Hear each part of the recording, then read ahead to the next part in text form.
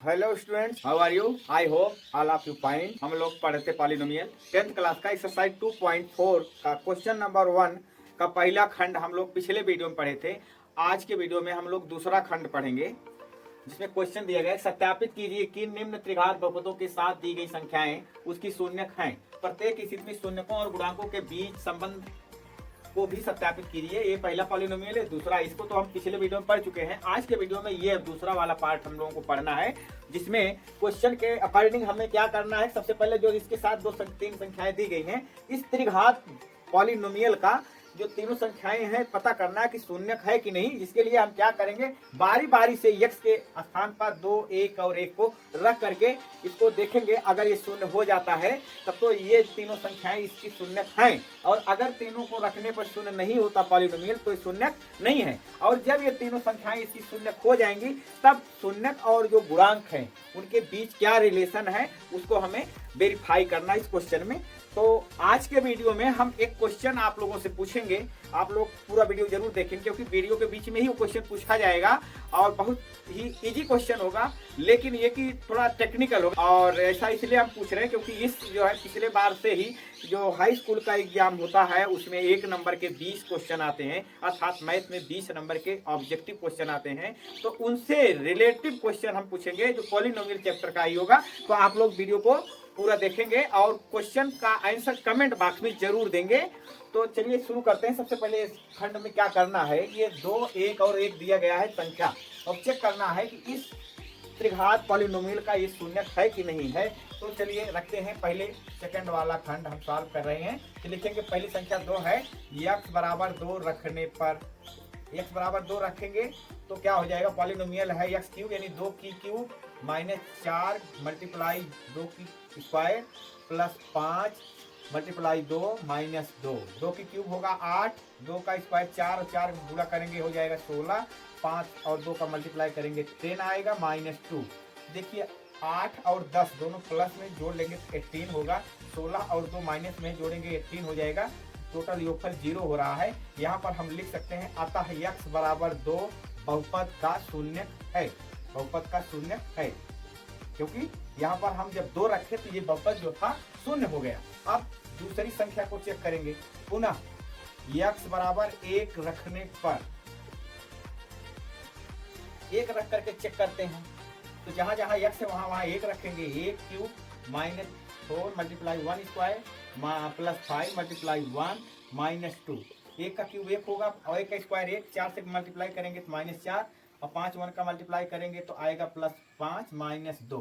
देखिए यहाँ पर प्लस में 5 है और 1 है, इन दोनों को ऐड कर लेंगे 6 हो जाएगा। ये दोनों माइनस में 4 और 2, इसको भी ऐड करेंगे 6 हो जाएगा, जिसका कि योगफल हो रहा है 0। यहाँ पर भी जो है 1 रख रहे हैं, तब भी बहुपद का जो वैल्यू आ रही है बहुपद की वो 0 आ रही है। यहाँ हम लिखेंगे अतः x बराबर 1 बहुपद का शून्यक है।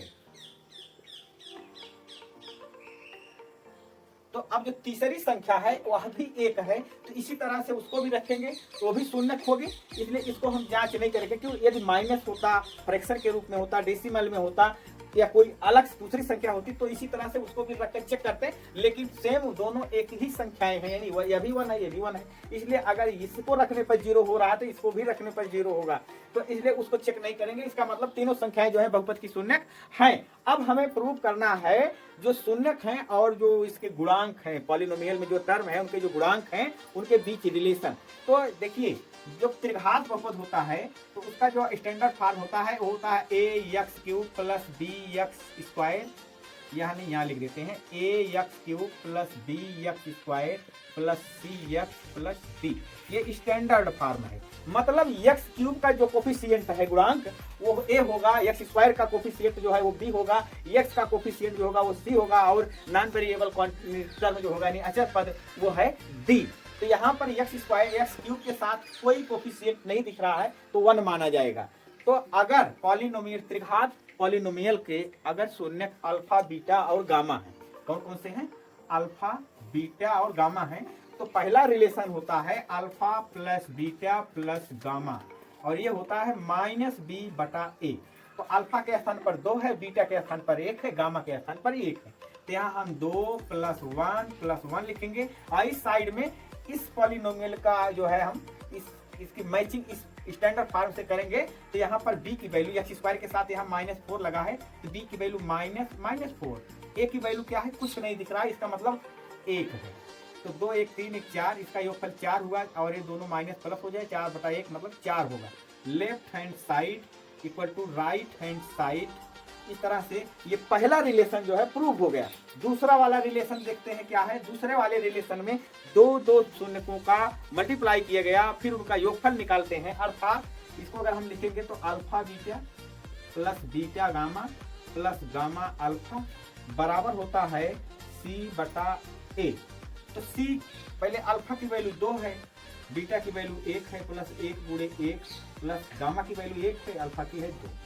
सी की वैल्यू यहाँ पर देखिए स्टैंडर्ड फॉर्म की अगर हम की तुलना करेंगे इधर इस पॉलिनोमियल से तो सी है x का कोफिशिएंट, यहाँ x का कोफिशिएंट 5 है तो यहाँ सी की वैल्यू 5 हो गई और a की वैल्यू 1। अब 2 1 के 2 होगा, 1 और 1 का गुणा करेंगे तो 1 आएगा, 2 और 1 का गुणा करेंगे 2 होगा, ये बराबर 5 होगा। 2 1 3 2 5, 5 बराबर 5, अर्थात left hand side equal to right hand side. ये दूसरा रिलेशन जो है ये भी प्रूव हो गया। अभी तीसरा रिलेशन बच रहा है। क्वेश्चन जो आज हमें पूछना हो ये है कि अगर हम किसी बहुपद को लिखें तो उसमें कम से कम किसी भी पॉलिनोमियल की अगर घात के रूप में हम पॉलिनोमियल को लिखें तो वह कौन सा बहुपद होगा, या उस बहुपद की कम से कम न्यूनतम घात क्या होनी चाहिए। किसी भी पॉलिनोमियल कोई भी लिखे, ऐसा नहीं कोई दिया गया हो, कोई पॉलिनोमियल जो हमें लिखना है और एकदम निम्नतम घात वाला अगर पॉलिनोमियल लिखें तो उसकी घात क्या होगी। तो इसका आंसर आप कमेंट बॉक्स में देंगे। चलिए अगला तीसरा रिलेशन जो है वो है अल्फा बीटा और गामा, ये होता है -d/a। तो अल्फा की वैल्यू 2, बीटा की 1 मल्टीप्लाई 1 गामा की वैल्यू, और डी अचर पद, यहाँ अचर पद के रूप में -2 है, -2 और a की वैल्यू 1 है।